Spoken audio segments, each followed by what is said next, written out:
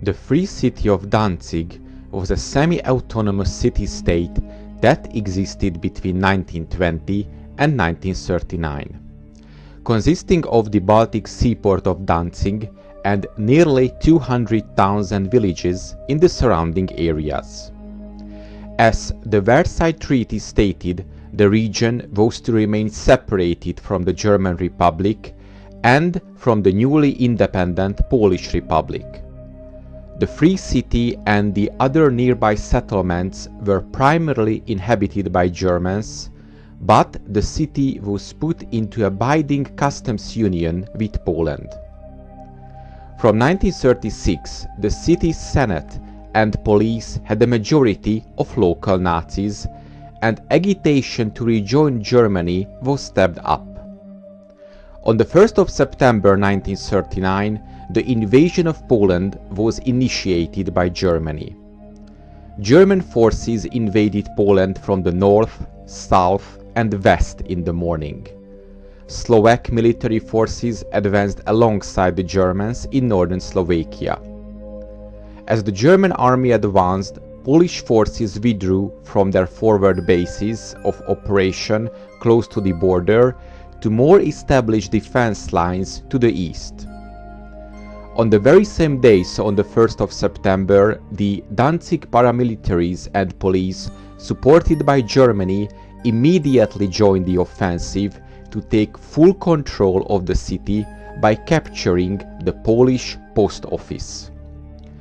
The Polish post office was created in 1920 under the Treaty of Versailles, and its buildings were considered extraterritorial Polish property.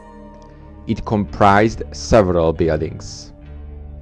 In the Polish post office complex, there were altogether 56 people on the 1st of September. The Polish employees had a cache of weapons consisting of 3 light machine guns, 40 other firearms, and 3 chests of hand grenades. The Polish defense plan assigned to the defenders the role of keeping Germans from the main building for 6 hours, then a relief force was supposed to secure the area. The German attack plan determined that the main building and its defenders would be stormed from 2 directions.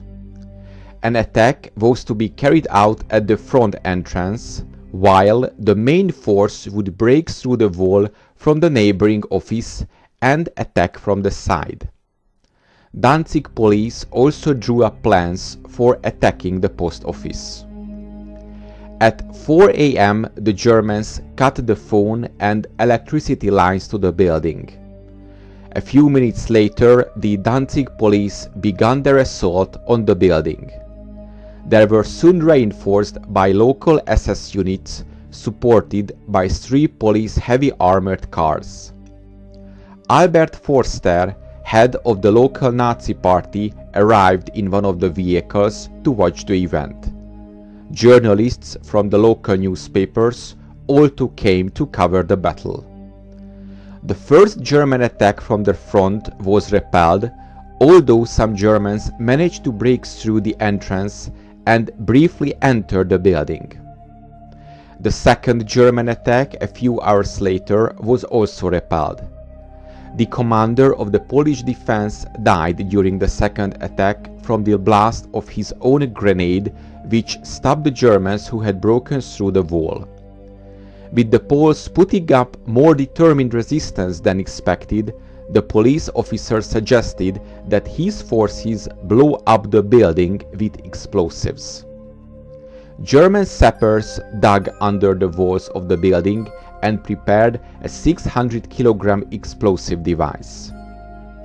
At 5 p.m. the bomb was set off, collapsing part of the wall, and German forces under the cover of 3 artillery pieces attacked again, this time capturing most of the building except the basement.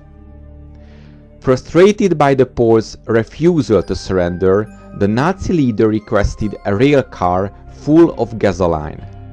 Danzig's fire department pumped it into the basement, and it was then ignited by a hand grenade. After 3 Poles were burned alive, the rest decided to capitulate. The first one to leave the building was the director of the post office. He carried a white flag but was shot by the Germans regardless. The remaining defenders were allowed to surrender and leave the building. 6 people managed to escape from the building and evade the Germans, although 2 of them were captured in the following days. All but 4 of the defenders who were able to escape from the building during the surrender were sentenced to death by the German court-martial as illegal combatants and executed in October of 1939. In Poland, this episode has become one of the better-known parts of the Polish September campaign, and it is usually portrayed as a heroic story. In this view, it was a group of postmen who held out against German SS troops for almost an entire day.